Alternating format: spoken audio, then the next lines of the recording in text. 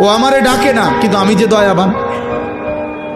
ও আমারে একটা সেজদাও দেয় না, কিন্তু আমি যে মেহেরবান। আমি করব কি? আমি কেমনে ওরে শাস্তি দেই? আমি আল্লাহ কেমনে ওর খানা বন্ধ করে দেই?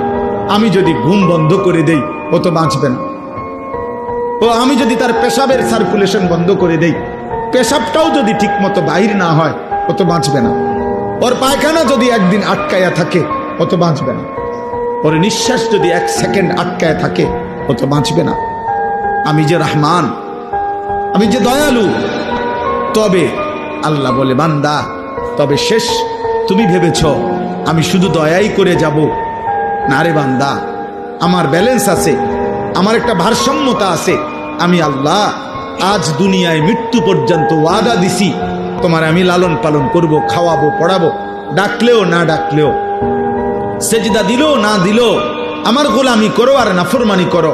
তবে মালিক ইয়াউমিদ্দিন, মনে রাখবা আমি কিন্তু বিচার দিবসের মালিক, আমি বাদশাহ, আমি রাজা ধীরাজ, আমি জব্বার, আমি কাহার।